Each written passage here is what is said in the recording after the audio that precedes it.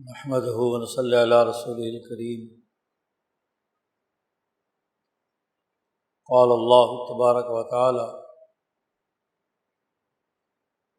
امن یجیب المضطر اذا دعاہ، وقال النبی صلی اللہ علیہ وسلم اتقی دعوۃ المظلوم، وقال النبی صلی اللہ علیہ وسلم کانت بنو اسرائیل تسوسهم الانبیاء کلما ہلک نبی خلفہ نبی وانہ لا نبی بعدی سیکون خلفاء فیکثرون، وقال النبی صلی اللہ علیہ وسلم لا تزال طائفة من امتی قائمین علی الحق لا یضرهم من خالفهم۔ صدق اللہ مولانا العظیم صدق رسولہ النبی الکریم۔ معزز دوستو،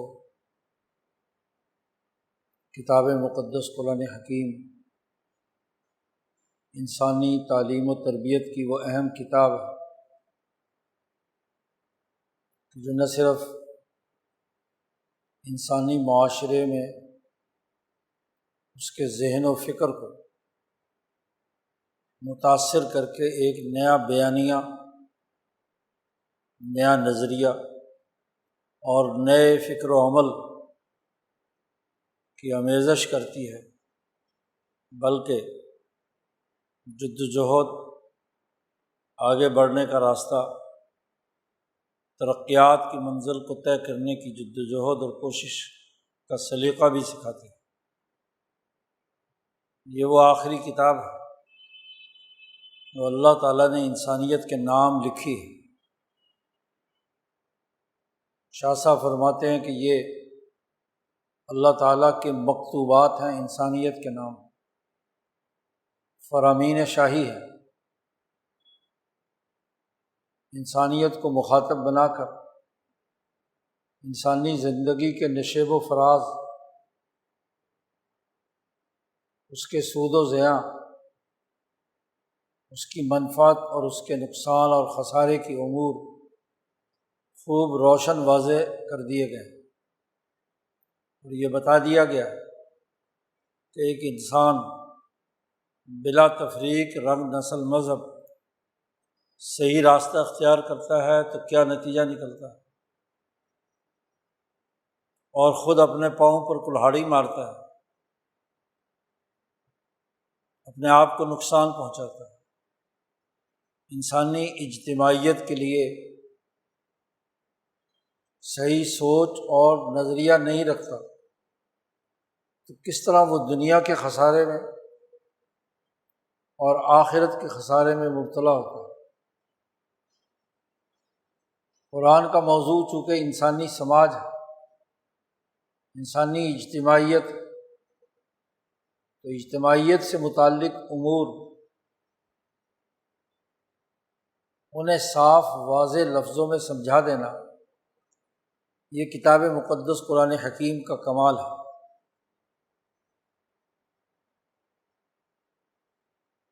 یہ آیت مبارکہ جو تلاوت کی گئی ہے، یہ اس سیاق و سباق میں ہے کہ وہ لوگ جو خدا تعالیٰ کے ساتھ شرک کرنے والے ہیں، اللہ تبارک و تعالیٰ کے اس انسانیت دوست فکر اور نظریے کو قبول نہیں کرتے، اپنے اوپر بھی ظلم کرتے ہیں اور معاشرے پر بھی ظلم کرتے ہیں۔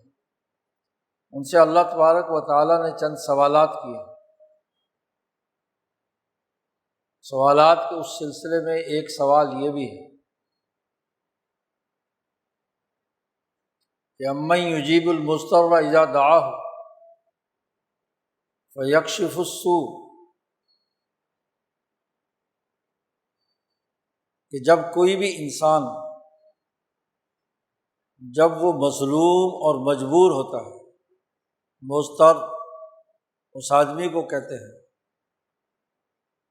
جو کسی مسئلے کی وجہ سے بے چینی کی حالت میں ہے، ضرورت مند ہے، اور معاشرے میں دھتکارا ہوا، مہجور، مظلوم ہے، کمزور ہے، بے کس، اجتماعیت اس انسان یا اس انسانی معاشرے کو اس کا وہ اجتماعی حق دینے کے لیے تیار نہیں ہے، خاص طور پر کسی بھی سوسائٹی کا حکمران طبقہ، ظالم طبقات اس ظلم پر، اس انسان پر ظلم کے پہاڑ توڑ رہے ہیں۔ ایسی حالت میں وہ مجبور و مقہور معاشرہ، قوم، ریاست، اس میں بسنے والے افراد یا کوئی ایک فرد، تمام یہاں پر شامل ہیں۔ وہ جب اللہ کے سامنے گر گڑا کر اسے پکارتا ہے، اذا دعاہ، مضطر قوم، مظلوم قوم، مظلوم معاشرہ، مظلوم اجتماعیت، مظلوم فرد، جب اللہ پاک کو دل و جان کی گہرائی سے پکارتا ہے، خواہ مسلم ہو کافر ہو، کسی نسل، انسان ہے، انسان جب کسی ایسی اضطراری حالت میں ہو اور وہ اللہ کو پکارے، اور اس کی دلیل قرآن کی دوسری آیت ہے۔ قرآن حکیم نے فرمایا کہ کیا تم نے دیکھا نہیں ان لوگوں کو جو کشتیوں میں سوار ہوتے ہیں، کشتیاں سمندر میں ہوا میں چل رہی ہوتی ہیں اور اچانک تیز ہوا مخالف چلتی ہے، کشتی کے الٹنے کا خطرہ ہوتا ہے۔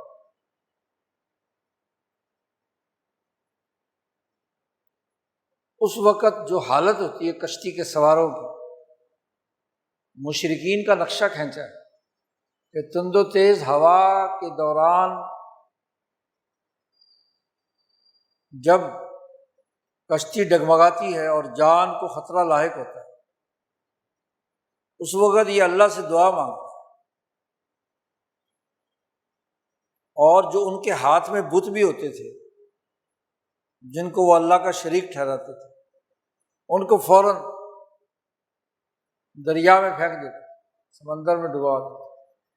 اور خالصتاً اللہ کو پکارتے، یا دعا۔ جب وہ پکارتے ہیں تو اللہ تعالیٰ ان کو نجات دے دیتا ہے، لیکن جیسے ہی وہ اس سمندر کی لہروں سے بچ کر خشکی پر اترتے ہیں تو فیشرکون، پھر شرک کرنے لگ جاتے ہیں، پھر ایک نیا پتھر اٹھا کر اسے اللہ کے مقابلے میں شریک ٹھہرا لیتے ہیں۔ اللہ کو پتہ ہوتا ہے کہ یہ مشرک ہے، جب وہ گڑ گڑا رہے ہوتے ہیں اس وقت وقتی طور پر پھینک کر اس پتھر کے بت کو اللہ کو پکارتے تو مشرک ہے۔ اسی طرح رسول اللہ صلی اللہ علیہ وسلم نے فرمایا کہ مظلوم کی بد دعا سے ڈرو، اتقی دعوت المظلوم، مظلوم کی بد دعا سے ڈرو، اس لیے کہ اس کے درمیان اور اللہ کے درمیان کوئی پردہ حائل نہیں ہوتا، اگرچہ کافر ہی ہو، مظلوم کافر بھی ہے، جب وہ اللہ کو پکارتا ہے اس کی دعا قبول ہوتی ہے، اگرچہ تاخیر سے قبول ہو یا فوری قبول ضرور ہوتی ہے۔ اس کے درمیان اور اللہ کے درمیان کوئی حجاب نہیں ہوتا۔ اسی طرح اللہ پاک نے فرمایا، حدیث قدسی ہے، یا عبادی، اے اللہ کے بندو،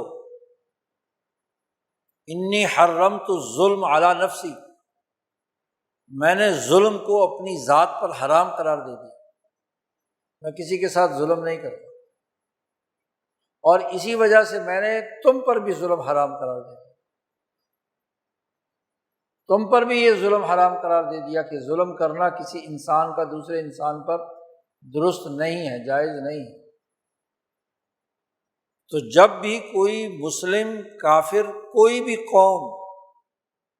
کسی بھی خطے کی، یہودی ہو، عیسائی ہو، ہندو ہو، کافر ہو، خدا کو نہ بھی مانتی ہو، اور مسلمان تو ہے ہی جو ماننے والا اپنے آپ کو کہتا ہے، جب بھی انسان اللہ کو پکارتا ہے، اذا دعا، تو اللہ پاک فیکشف السوء، اس تکلیف، اس مشقت، اس جبر و ظلم کے اس ماحول میں اللہ پاک اسے کھول دیتا ہے۔ بعض مفسرین نے اس کا ترجمہ کیا الجور، ظلم، اس ظلم کو ختم کر دیتا ہے، فیکشف السوء۔ لیکن شرط یہ ہے کہ اذا دعاہ، جب وہ اسے پکارے، دعا مانگے، اور دعا کا اصول اور ضابطہ یہ ہے کہ ایک انسان اپنی زندگی کے تمام علمی اور عملی کام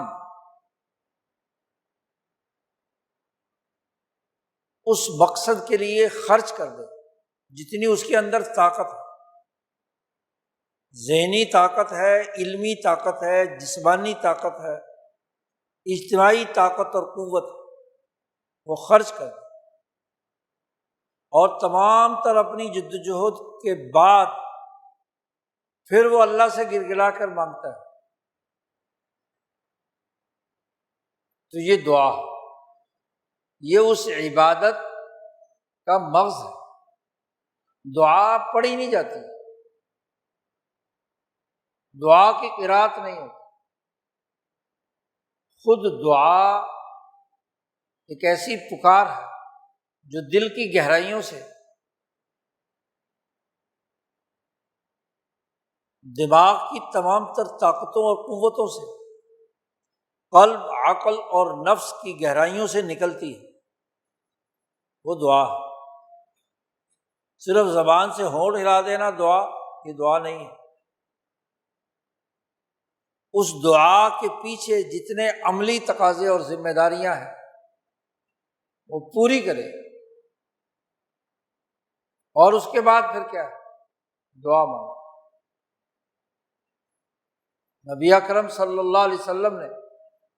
اپنی حیات مبارکہ کے 53 سال بلکہ 54 سال لگا دیے مکہ کے معاشرے میں، 50 سال بلکہ 53 سال، 13 سال نبوت کے اور 40 سال قبل از نبوت کے۔ نبی نبوت سے ملنے سے پہلے بھی نبی ہوتا ہے،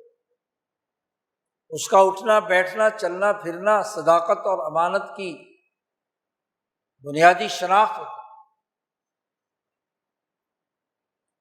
اور پھر 13 سال کی اس جدوجہد کے بعد 1.5 سال مدینہ منورہ کی تعلیم و تربیت کے بعد بدر کے میدان میں ان مشرکین مکہ کے خلاف 313 لوگ لا کر کھڑے کرنے کے بعد پھر اللہ سے دعا مانگی، یہ دعا ہے۔ وہ دعا صرف رسمی طور پر زبان سے ادا کرنا نہیں ہے،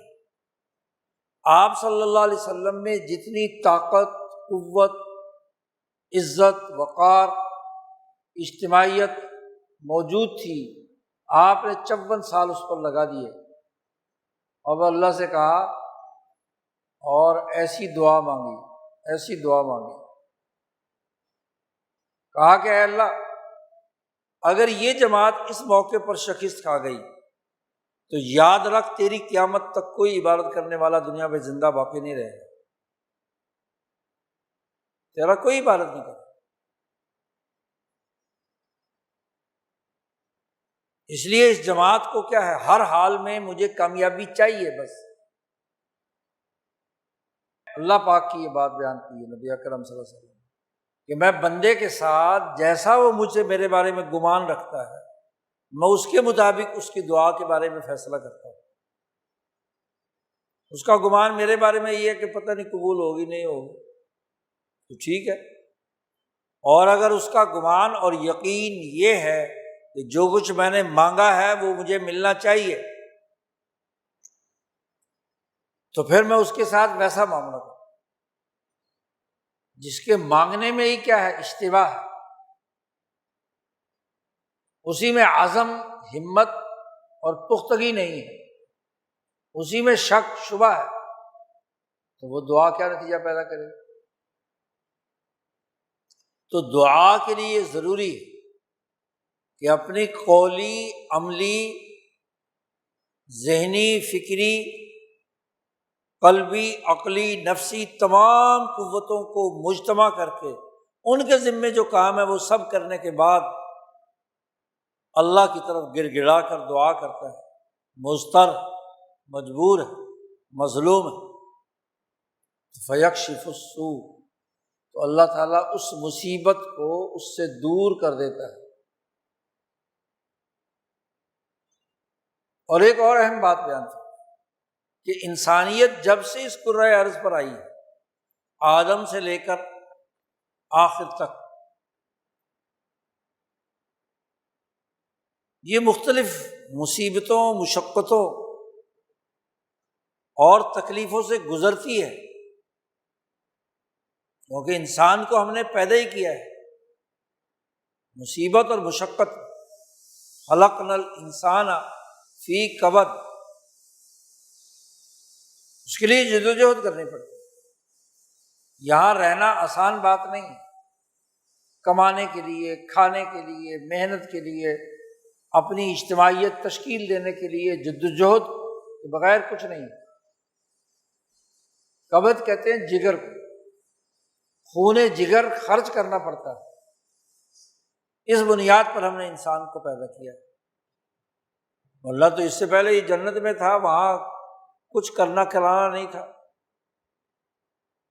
بیٹھے بٹھائے ہر چیز کھانے پینے کی اور پہننے کی اور باقی تمام ضروریات کی پوری ہوتی تھی۔ وَلَهُمْ فِيهَا مَا يَشْتَهُونَ، ان کے لیے اس جنت میں وہ کچھ تھا جو بھی خواہش کی فوراً مل گیا۔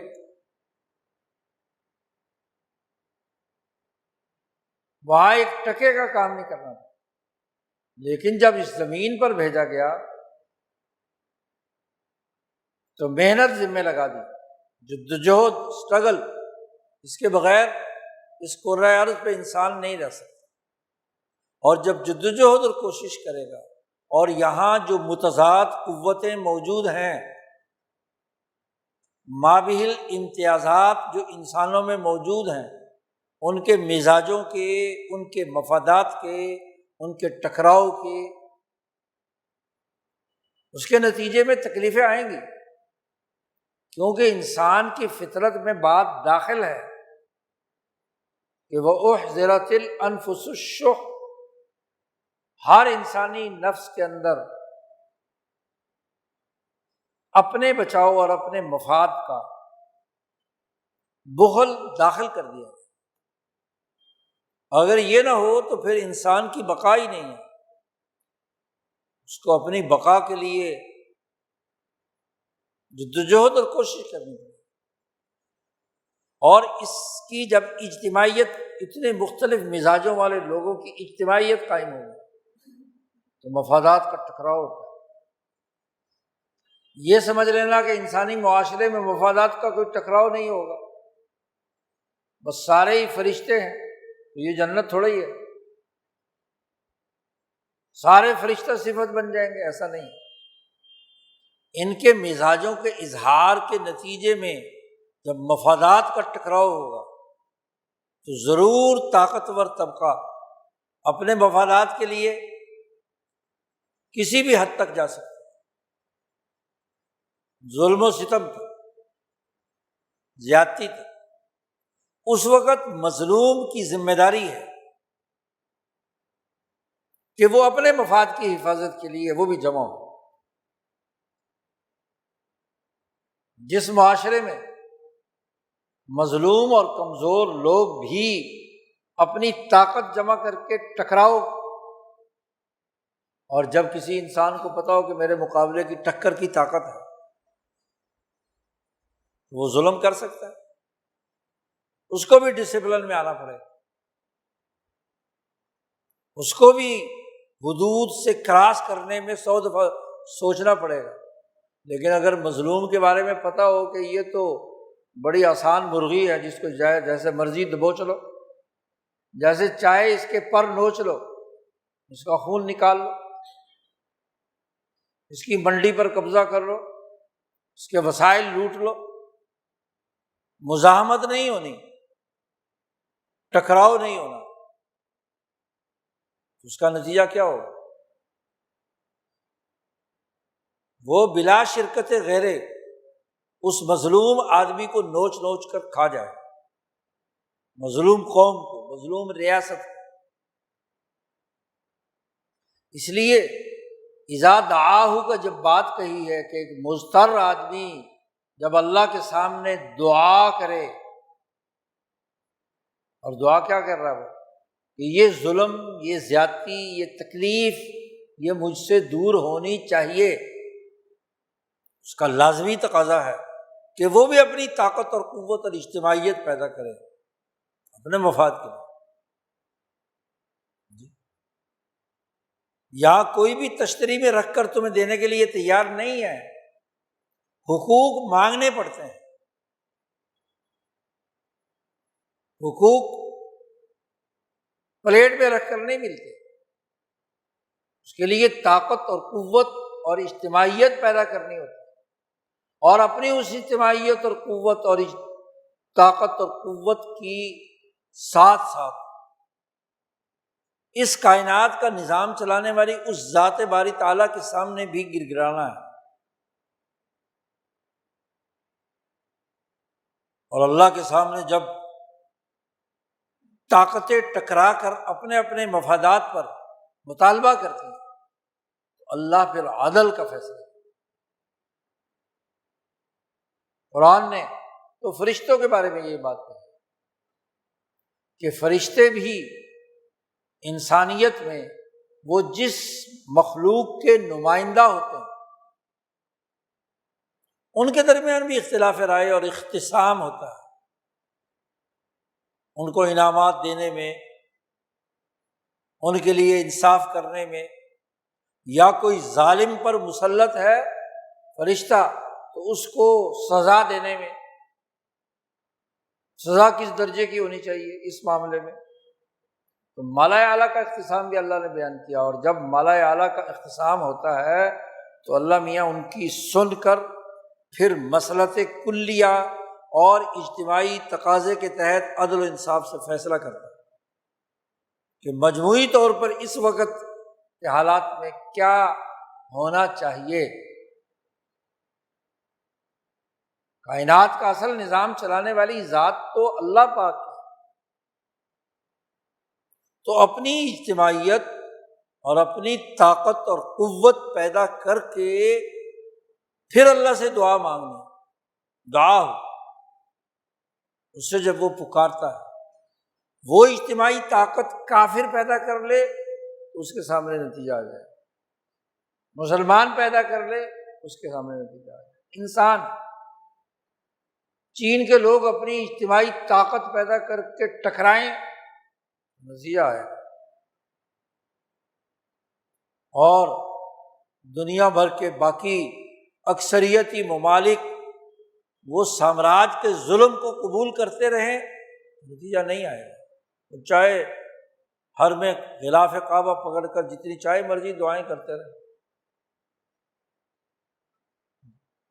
ان کی دعا، ان کی پکار، کیونکہ انہوں نے اپنی پکار کے ساتھ اجتماعی تقاضوں کے مطابق دعا کی شرائط پوری نہیں، اور ایک آدمی جو اللہ کو نہیں بھی مانتا لیکن دعا کی شرط اس نے پوری کی ہے، وہ مضطر، مجبور، اپنی تکلیف کو دور کرنے کے لیے جو اس کے ذہن میں تھا جماعت بنائی، اجتماعیت قائم کی، جد و جہد اور کوشش کی، تو اس کا نتیجہ ضرور نکلتا۔ امام شاہ ولی اللہ دہلوی نے لکھا ہے کہ دنیا کے سارے کام اللہ تعالیٰ ہی کرتا ہے، حتیٰ کہ کوئی آدمی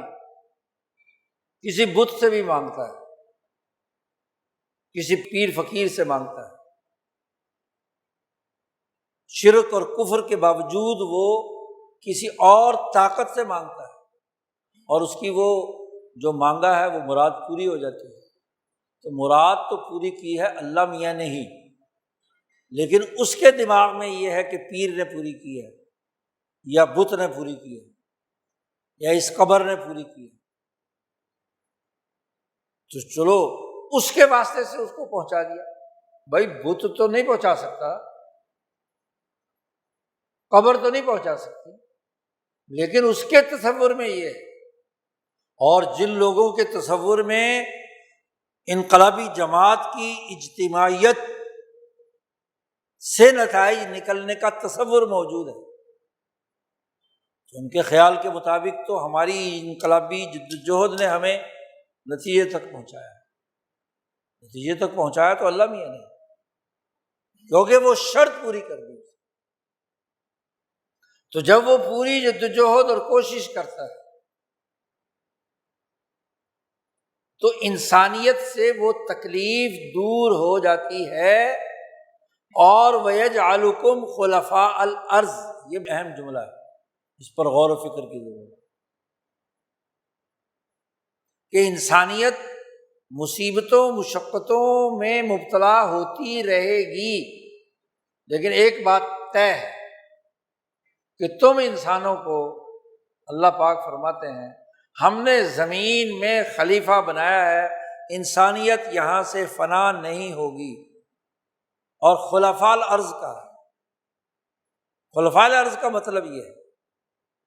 یہ قرآن حکیم کی 2-4 اور آیتوں میں بھی اس کا ذکر ہے، ایک دوسرے کا خلیفہ بنایا، ایک دوسرے کا نائب بنایا۔ اس کا مطلب یہ ہے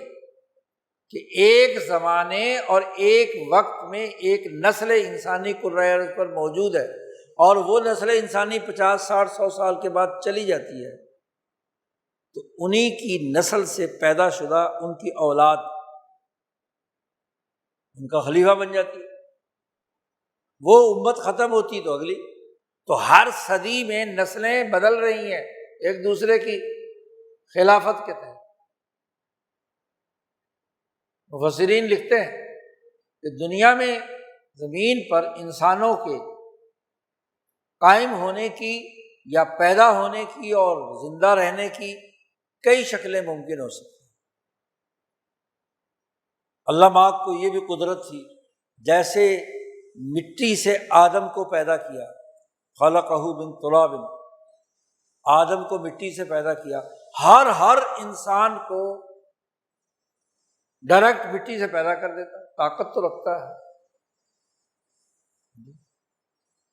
ایک تو یہ، اور دوسرے یہ بھی کہ ایک ہی وقت میں جتنی بھی انسان پیدا کرنے تھے بیک وقت کرۂ ارض پر، وہ سارے کے سارے قیامت تک پیدا ہونے والے، خواہ وہ مٹی سے پیدا کرتا یا کسی اور طریقے سے پیدا کرتا، سارے کے سارے بیک وقت آ جاتے، تو اس کرۂ ارض کا کیا حال ہونا تھا۔ تیسری شکل جو اللہ نے بنائی ہے وہ خلائف فی الارض، کہ ایک سیٹ انسانوں کا ایک زمانے میں آتا ہے، قرینین، قریب ہم عمر کے ہوتے ہیں، متقارنین، قرن کو قرن بھی اسی لیے کہتے ہیں کہ وہ ہم عمر لوگ جو ایک زمانے کے اندر کسی اجتماعیت کے نمائندہ ہوتے ہیں، قرین ساتھی کو کہتے ہیں۔ تو ایک قرن جس میں ایک نسل گزرتی ہے، کوئی 2 سال بڑا کوئی 2 سال چھوٹا، بس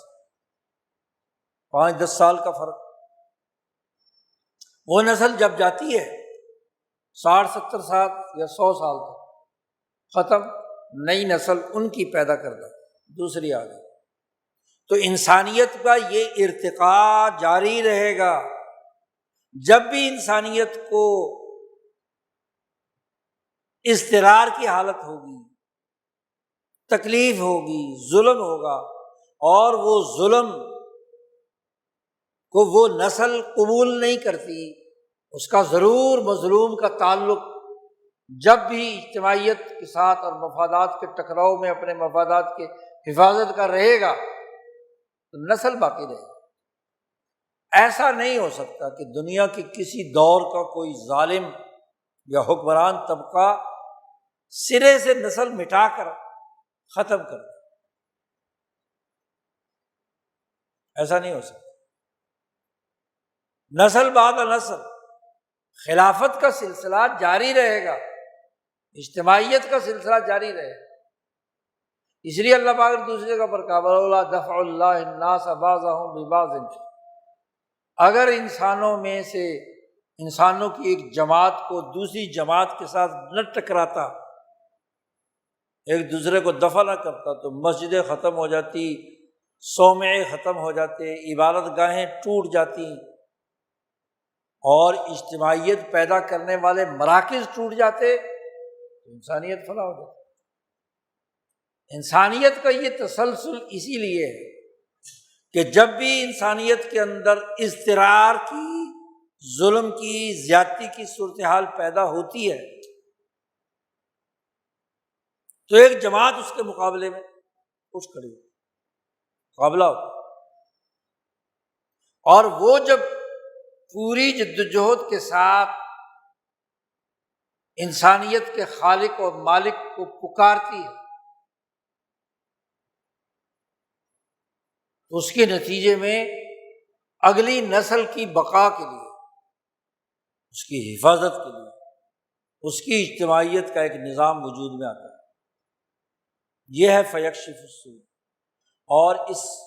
ظلم کے دور کرنے سے نتیجے میں تمہیں اس کرۂ ارض پر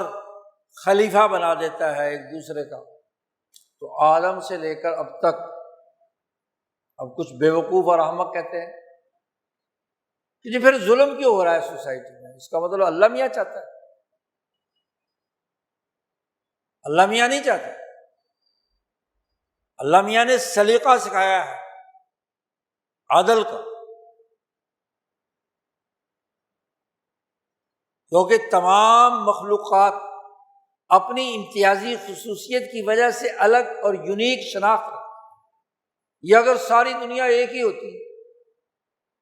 جانور، گدھے، انسان، معدنیات، نباتات، تو ٹکراؤ ہی نہیں کچھ ہو رہا۔ امتیازی خصوصیات تقاضا کرتی ہیں کہ ہر شے اپنی امتیازی خصوصیت ظاہر کرے،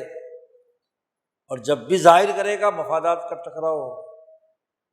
اور ٹکراؤ ہوگا تو اس کا اظہار انسانیت کی تکلیف اور تضاد کی صورت میں ظاہر ہوگا، اس کی فطرت کا حصہ ہے۔ لیکن اس موقع پر یہی امتحان ہے، لِيَبْلُوَكُمْ أَيُّكُمْ أَحْسَنُ عَمَلًا،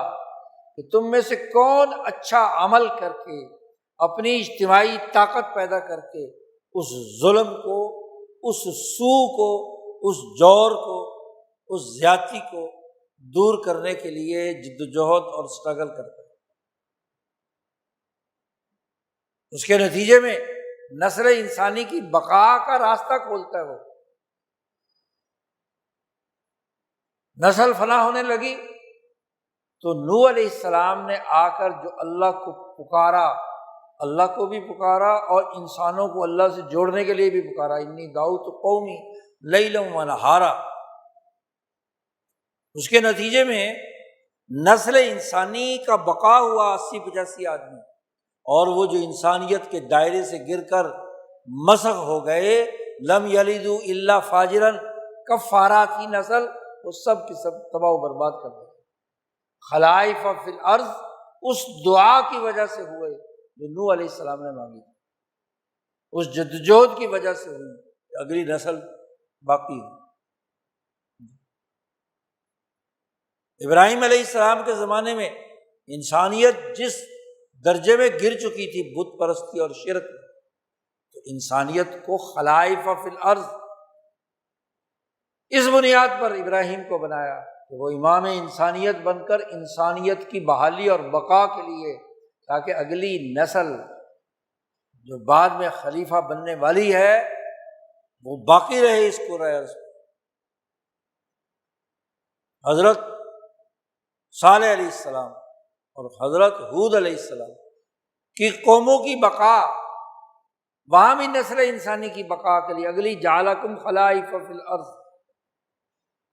زمین میں خلیفہ بنانے کے لیے جب ابراہیم نے دعا مانگی، جب ہود اور صالح نے دعا مانگی، جب نوح نے دعا مانگی، جب یوسف نے دعا مانگی، اس کا نتیجہ ہے خلائف فی الارض۔ اس تناظر میں اللہ نے کہا ہے جعلکم خلفاء الارض۔ داؤد کو خلیفہ بنایا، ریاست اور حکومت اور اجتماعیت عدل پر قائم کی، تبھی اگلی نسل کی بقا ہو۔ یکشف السوء، بنی اسرائیل سے تکلیفیں دور کر دی۔ وہ بنی اسرائیل جس پر فرعونی ظلم اور زیادتی ہو رہا تھا، موسیٰ علیہ السلام نے دعوت دے کر، اللہ سے پکار کر اس بنی اسرائیل کی بقا کا ایسا راستہ اختیار کیا کہ آج تک اسرائیل کی اولاد اس کرۂ ارض پر موجود ہے، بقا ہے۔ محمد مصطفیٰ صلی اللہ علیہ وسلم کی پکار نے، آپ کی دعوت نے، اور آپ کی طرح آپ کے صحابہ کے قلوب میں انہوں نے جب اللہ کو پکارا پوری اسٹرگل اور محنت کے ساتھ، حضور صلی اللہ علیہ وسلم نے بدر میں جب یہ دعا جملے کہے تو ابو بکر نے حضور صلی اللہ علیہ وسلم کا ہاتھ پکڑ لیا، عرض کیا یا رسول اللہ بس بس، تو آپ کی دعا قبول ہو گئی۔ جتنی جدوجہد اور کوشش اور دعا تھی یہ پوری ہو رہی ہے، اٹھیں سر اٹھائیں اور چلیں میدان جہاد۔ تو انہی کی پکار ہے، ہر دور کے اولو العزم انسانوں کی یہ دعا اور پکار ہے، جس نے خلائف فی الارض، زمین میں کیا ہے تمہاری نسل در نسل سلسلہ امتن بعد امتن قرنن بعد قرن پیدا کیا۔ اور یہ تبھی ہے کہ جب وہ مظلوم اپنی پوری جدوجہد اور کوشش سے، یا مظلوم کا نمائندہ نبی یا ولی یا اس جماعت کا کام کہ وہ اس کے لیے جدوجہد اور کوشش کرے، پکارے، اس کے لوازمات اور تقاضے پورا کرے، جماعت بنائے۔ نبی اکرم صلی اللہ علیہ وسلم نے اسی لیے لازمی قرار دیا کہ جب ظلم اور زیادتی بڑھ جائے تو تم پر جماعت کے ساتھ جڑا رہنا لازمی ہے، علیکم بالجماع۔ فتنوں کے دور میں، مصیبتوں کے دور میں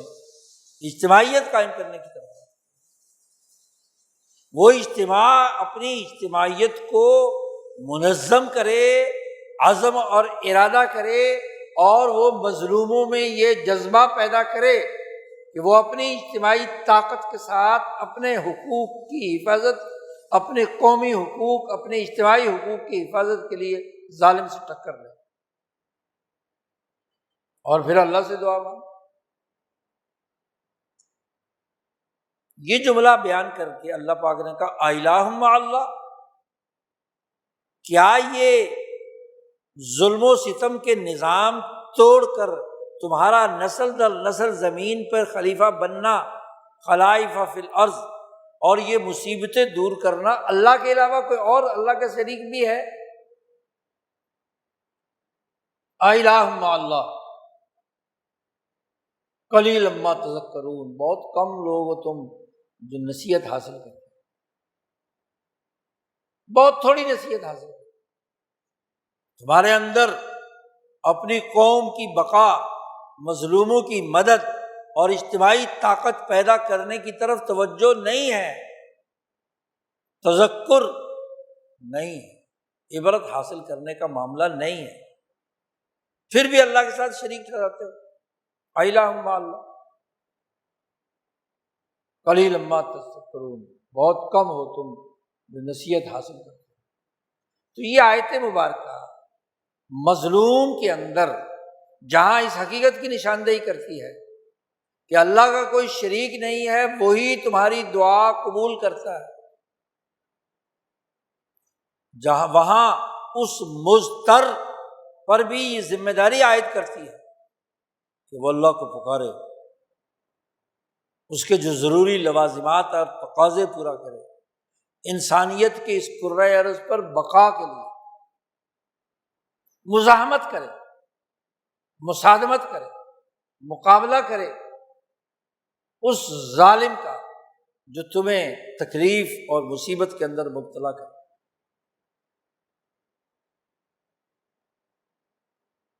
وہ دعا کرے جو اس پوری سوسائٹی کی ضرورت اور تقاضا ہو۔ نبی اکرم صلی اللہ علیہ وسلم نے فرمایا کہ 3 دعائیں اللہ تعالیٰ ضرور قبول کرتا ہے۔ جب مظلوم اللہ کو پکارتا ہے تو اس کی دعا بھی قبول ہے، کیونکہ مظلوم ہے، حقوق سے محروم ہے، اور انسانی سوسائٹی میں وہ فرد جو کسی دور دراز کے سفر پر ہے، مسافر، آپ صلی اللہ علیہ وسلم نے فرمایا کہ اس مسافر کی دعا بھی قبول کرے، کیونکہ مسافر دوسرے شہر میں بے یار و مددگار ہوتا ہے، تو اس کا عام جاننے والا فرد نہیں ہوتا وہ۔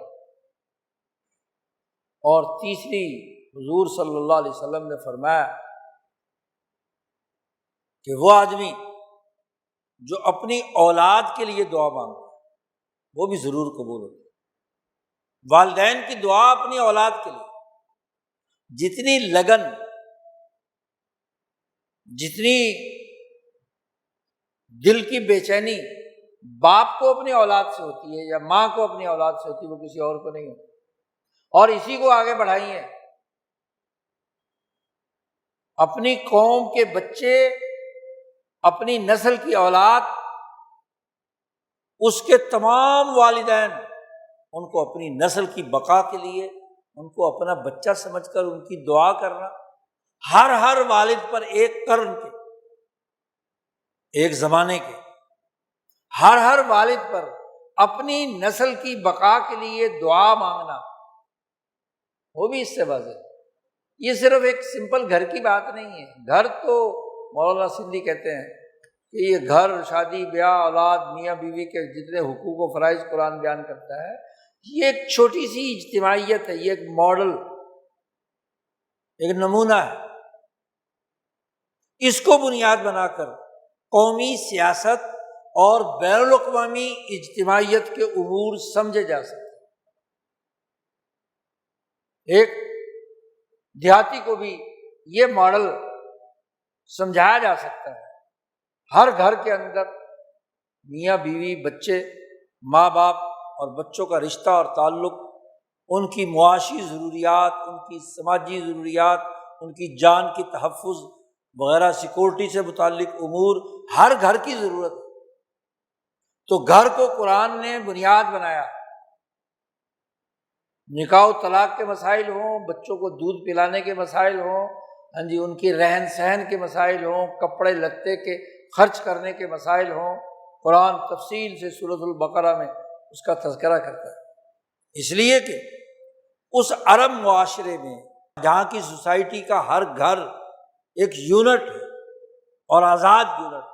تو اس دیہاتی سے دیہاتی آدمی کو بھی یہ گھر کا ماڈل سمجھا کر قومی سیاست اور بین الاقوامی سیاست سمجھا دی، جس کو اس پر قیاس کرو۔ تو ایک والد اپنی نسل کے لیے دعا مانگتا ہے، تو دوسرے خاندان کا بھی تو ایک والد ہے، اس کی بھی تو نسل ہے، اور یہ سارے والدین مل کر اپنی اجتماعیت پیدا کر کے اپنی نسل کی بقا، اپنی قومیت کی حفاظت، اپنی دھرتی اور وسائل کی حفاظت کے لیے کیوں کردار ادا نہیں کرتے؟ ان کی اجتماعی دعا، ان کی اجتماعی اسٹرگل، ان کی اجتماعی جدوجہد اور وہ آدمی جو اپنے گھر سے باہر نکلا ہوا ہے، مسافر، اس لیے آپ صلی اللہ علیہ وسلم نے فرمایا کہ سفر کرو تو کم از کم 2 آدمی تو ہوں، خاص طور پر وہ زمانہ جہاں جنگلوں اور صحراؤں سے گزرنا پڑتا تھا، تو کم از کم 2 آدمی ہو اور ایک کو اپنا امیر بنا لو۔ مسافر کے لیے اجتماعیت کے ساتھ سفر کرنی ہے، جو دونوں میں سے جو بھی سمجھدار زیادہ ہو، جس کو بھی چاہو تم اس کو امیر سفر بناؤ، اب اس کی اجتماعیت کے تحت سفر کرو۔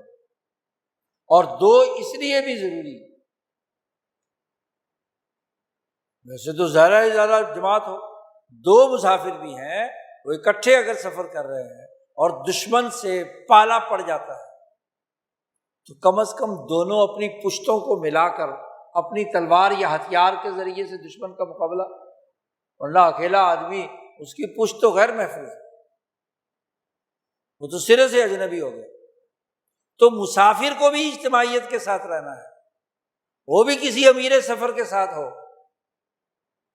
تو اجتماعیت مسافر پیدا کرے، والدین پیدا کریں، مظلوم مل کر پیدا کریں۔ یہ جو 3 لوگوں جن کی دعا کا تذکرہ ہے، وہ اپنی اجتماعیت پیدا کریں، اور وہ اجتماعیت اس ظلم اور زیادتی کے خلاف اپنی تمام تر قوتیں خرچ کر کے اللہ سے دعا مانگے، یا دعاہ فیکشف السوء، ضرور ظلم دور ہو جاتا ہے۔ وہ مسافر مسلمان ہو یا غیر مسلم ہو، مظلوم مسلمان ہو غیر مسلم ہو، وہ والدین مسلمان ہو یا غیر مسلم، ان کی اجتماعی طاقت اس ظلم کو نیست و نابود کر دیتی ہے۔ یہ درس دے رہی ہے یہ آیت مبارکہ کہ ہر مضطر، مجبور، ضرورت مند، مظلوم کو اپنی اجتماعی طاقت پیدا کر کے اللہ کی سے پکار کرنی ہے تو اللہ ضرور پورا کرے۔ اب صورتحال کیا ہے؟ اپنے گرد و پیش میں دیکھیے کہ پوری قوم مجبور ہے، مظلوم ہے، ظلم اور زیادتی کے پہاڑ توڑے جا رہے ہیں، نہ دعا ہے، نہ جدوجہد ہے، نہ کوئی اجتماعیت۔ ایک طرف 25 کروڑ لوگ ہیں اور ایک طرف چند لاکھ ظالم حکمران طبقے ہیں۔ یہ 25 کے 25 کروڑ مظلوم باتیں تو بڑی کریں گے، بڑی زیادتی ہو رہی ہے، بڑا ظلم ہو رہا ہے، بڑی مہنگائی ہو گئی، بڑا فلانا ہو گیا، بڑا فلانا ہو گیا، لیکن اس مظلوموں کی اجتماعیت قائم کرنے کے لیے کوئی کسی قسم کی اسٹرگل نہیں کرتا۔ آج حالت یہ ہے کہ ریاستی اور قومی نظام اس ریاست کی جغرافیائی محل وقوع میں بسنے والے انسانوں کو امن، معاشی خوشحالی اور ترقی دینے کے لیے کیا ہے بنائی جاتی ہے۔ قوم کا مطلب ہی ہے، اور آج حالت یہ ہے کہ امن مفقود، معاشی بھوک و افلاس، بد امنی، سماجی انتشار عروج پر، لیکن مظلوم ٹس سے مس نہیں ہو رہا، وہ مضطر اور مجبور، کسی قسم کی کوئی اجتماعی سوچ یا دعا، اللہ کے سامنے پکار، جس کے لیے عملی تقاضا ضروری، وہ نہیں ہے۔ قرضوں پر قرضے، ظالم حکمران عوام کے نام پر 25 کروڑ لوگوں کے جعلی نمائندے بن کر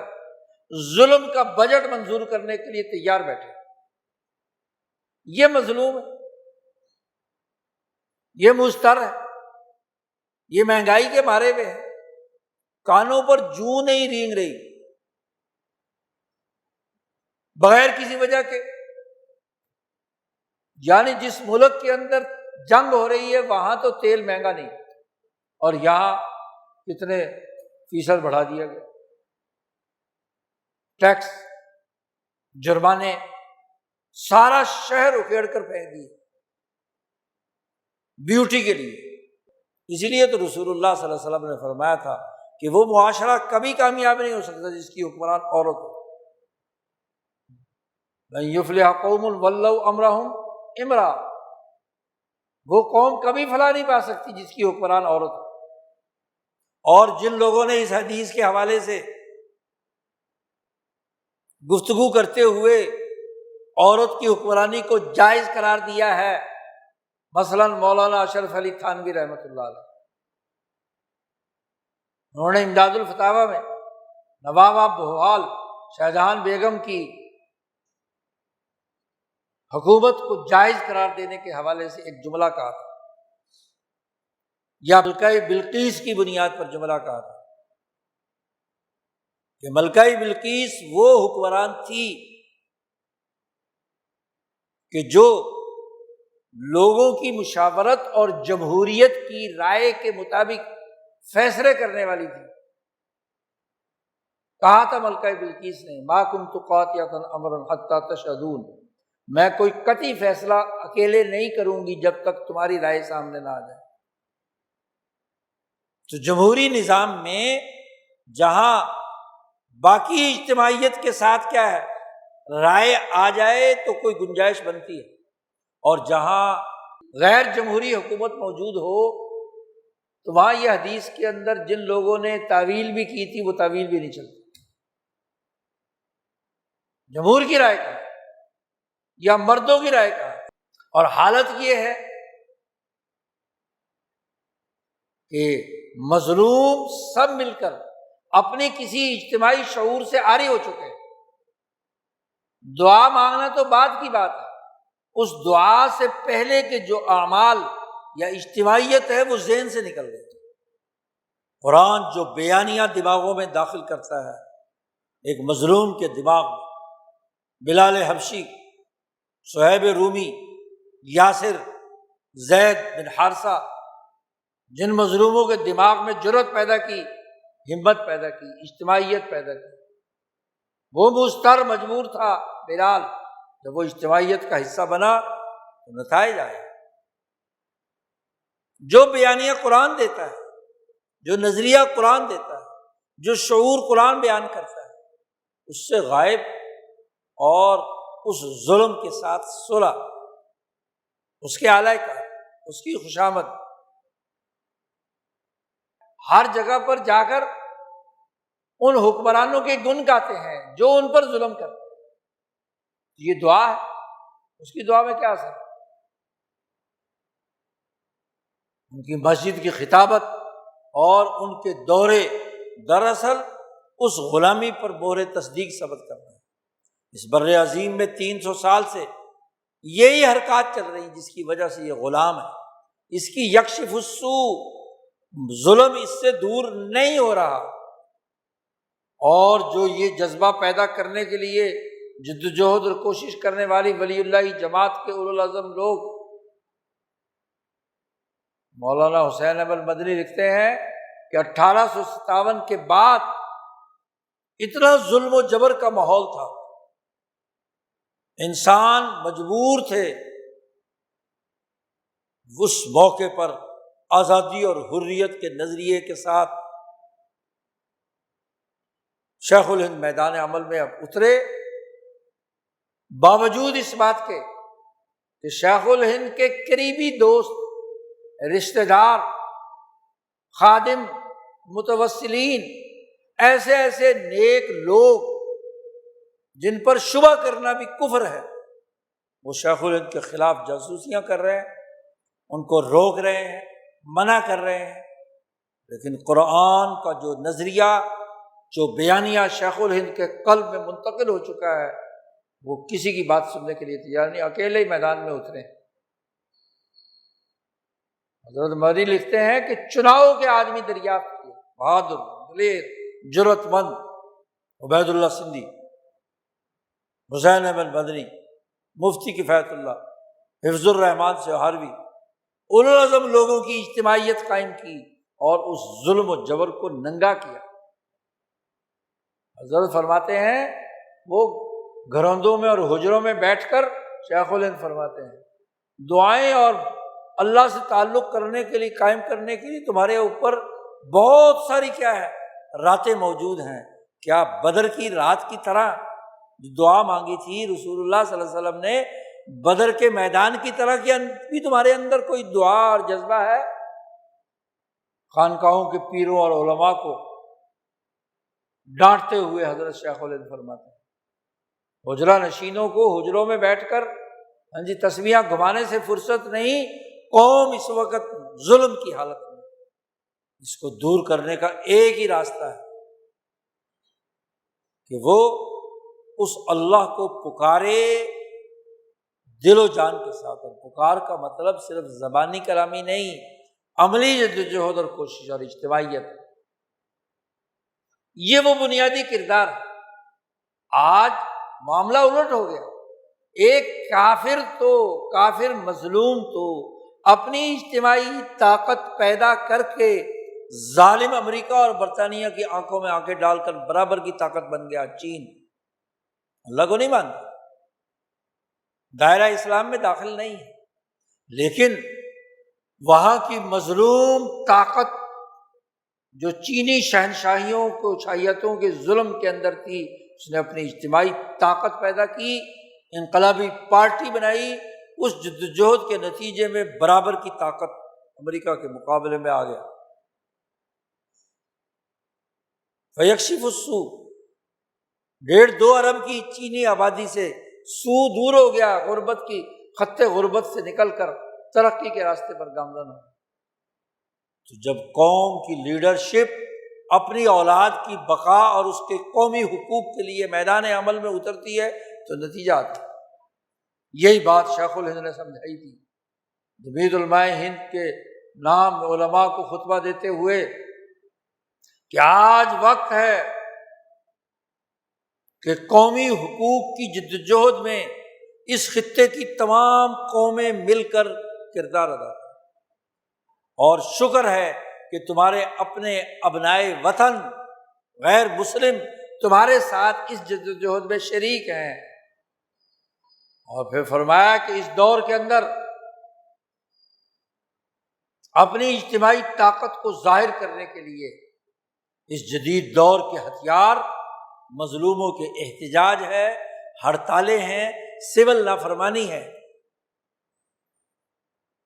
کہ آپ اس ظالم حکومت کے لیے کام کرنا چھوڑ دیں، اپنے حقوق کی حفاظت کے لیے، اپنی اجتماعیت کے لیے۔ لیکن جب قوم بزدل ہو جائے، آلہ کار بن جائے، غلام بن جائے، تو وہ اپنا ذرا سا مفاد بھی چھوڑنے کے لیے تیار نہیں ہوتی، چاہے سبھی کچھ وسائل پر ان کا قبضہ ہو جائے۔ آج ملک کے وسائل سامراج کے قبضے میں۔ سوچنے کی بات ہے کہ مظلوم قوم مضطر بھی ہے، مجبور بھی ہے، مصیبت میں بھی ہے، تکلیف میں بھی ہے، تو یہ تکلیفیں کیوں دور نہیں ہو رہی؟ اس لیے کہ یہ مضطر، یہ مجبور نہ تو کوئی اجتماعی اسٹرگل کرنا چاہتا ہے، نہ قرآنی بیانیے کو اختیار کرنا چاہتا ہے، نہ دین کے نظریے کو اختیار کرنا چاہتا ہے، نہ اپنے اندر کوئی اجتماعیت پیدا کرنا چاہتا ہے، اور نہ ہی اللہ سے مانگنا چاہتا ہے، دعا بھی نہیں کرتا۔ یعنی دعا بھی امریکہ کے خلاف نہیں کر سکتے آپ جی، جتنے بھی آپ کی سرکاری تقریبات میں کہیں امریکہ کے خلاف کوئی دعا کی جا سکتی ہے؟ اخبارات میں موٹی سرخی لگائیں گے کہ ایران نے کویت اور بحرین پر حملہ کر دیا، لیکن امریکہ نے جو بدماشی کی ایران پر اس کی کوئی خبر نہیں جی، بدماش کے بارے میں کوئی خبر نہیں، تو دعا کیا کریں گے؟ تو نہ تمہارا نظریہ، نہ بیانیہ، نہ تمہاری اجتماعیت، نہ تمہاری دعا، تو پھر فیکشف السوء کیسے ہو؟ مصیبت کیسے دور ہو؟ تکلیف کیسے دور ہو؟ ظلم کیسے ختم ہو؟ یہ تو ابھی اگلے سال کا بجٹ آ رہا ہے کہ اگلے سال میں تمہارے لیے مالیاتی شکنجہ کیا ہے۔ وہی IMF اور ورلڈ بینک جب یہ کہتا ہے کہ یہاں کی اشرافیہ یہاں کے اربوں ڈالر ہڑپ کر رہی ہے، تو ان پر تو کوئی پابندی نہیں ہے، ان پالیسیوں پر، ان اقدامات پر کوئی قدغن نہیں ہے، اور اگر ہے تو انڈر دی ٹیبل ہے۔ اور مظلوموں پر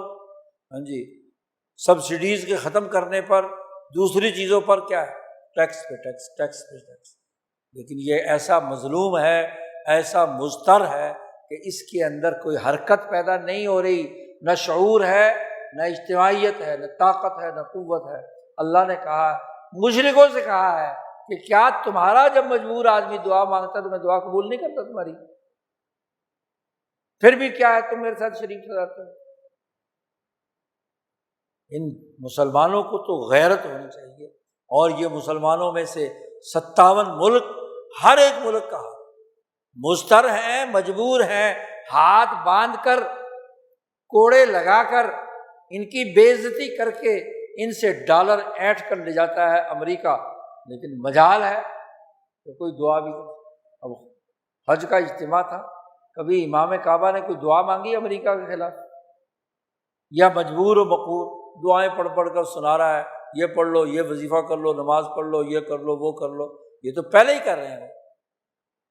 کیا پلان ہے؟ 20 لاکھ انسان جمع ہوا میدان عرفات میں، اس کے سامنے کیا پیغام ہے؟ مسلمان اجتماعیت، اس کے اضطرار کی حالت، اس کی جبر کی حالت کی کوئی نقشہ کشی ہے؟ آج حرم میں جمعہ ہو رہا ہے، سارے حاجی وہاں جمع ہیں، تو وہی روایتی کہانی اور قصہ خطیب صاحب بیان کریں گے بڑے شوق سے۔ 2 حج ہم نے کیے ہیں، دونوں حجوں کے موقع پر وہ جن نکالنے کا طریقہ بیان کر رہا ہے، جادو ٹونے سے بچنے کا طریقہ بیان کر رہا ہے، امام کعبہ، وظیفے بیان کیے جا رہے ہیں، اجتماعی طاقت کا۔ ذرا رسول اللہ صلی اللہ علیہ وسلم کا حج کا خطبہ سنو، ابو بکر و عمر و عثمان کا حج کا خطبہ سنو، حضرت علی المرتضیٰ کا حج کا خطبہ سنو۔ ان لوگوں کے خطبے حج کے کیا تھے؟ کم از کم اس غیرت کو ہی دیکھ لو کہ انہوں نے کیا کہا تھا۔ لیکن یہاں پھسپھسے خطبے، امریکہ کی حمایت اور سامراجی طاغوتی قوتوں کی اعلی کاری کے خطبے پڑھ پڑھ کر کیا ہے، نہ نظریہ، نہ سوچ، نہ بیانیہ، نہ کچھ۔ بجٹ آتا ہے، گزر جاتا ہے، روند کر چلا جاتا ہے، قانونی شکنجہ تم پر مضبوط ہو جاتا ہے، اور کانوں پہ جوں نہیں رینگتی۔ تو یہ کون سے مضطر ہیں؟ یہ کون سے مجبور ہیں؟ یہ کیوں آج ان سے یہ مصیبت دور نہیں ہو رہی؟ یہ آیت مبارکہ سوچنے پر مجبور کرتی ہے کہ ایک مجبور کو، مظلوم کو اللہ سے کیسے مانگنا ہے، دعا کرنی ہے، جدوجہد کرنی ہے، اجتماعی کردار ادا کرنا ہے۔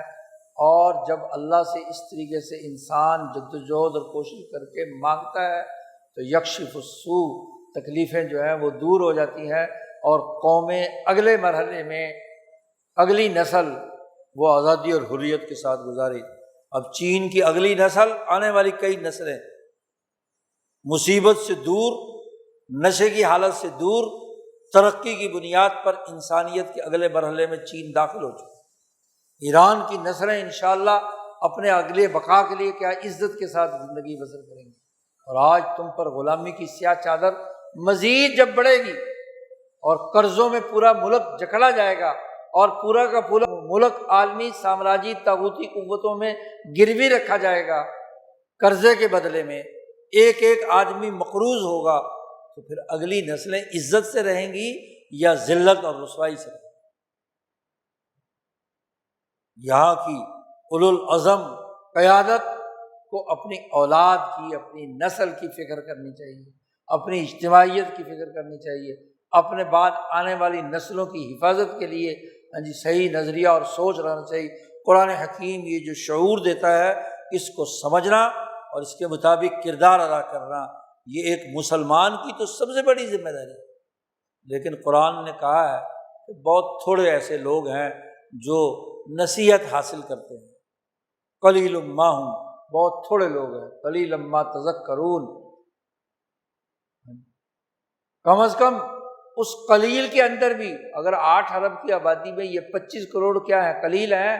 ان کا نظریہ بنے، شعور بنے، اجتماعیت بنے، تو ان کو تو جدوجہد کے صحیح راستے پر آگے بڑھنے کی ضرورت ہے۔ تو شعور قرآن جو دے، نظریہ اور بیانیہ جو قرآن سامنے رکھے، اجتماعیت جو پیدا کرنے کی کوشش قرآن کرتا ہے، آج مسلمان کو اسے سمجھ کر اس اجتماعیت سے جڑ کر اپنے پر سے ظلم دور کرنے کے لیے، قومی حقوق کی حفاظت کے لیے کردار ادا کرے۔ یہ قرآنی پیغام اور رسول اللہ صلی اللہ علیہ وسلم کی یہ احادیث مبارکہ اور آپ کی جو دعا سے اس کے سلسلے میں وضاحتیں ہیں، یہ جو نظریہ دیتی ہیں، ان کو سمجھنے اور اس کو اپنی زندگی میں روب عمل لانے کی اللہ پاک ہمیں توفیق عطا فرمائے، اور اجتماعی طور پر آگے بڑھنے اور ظلم کے خاتمے کی راہ ہموار فرمائے۔ وآخر دعوانا الحمد للہ رب العالمین۔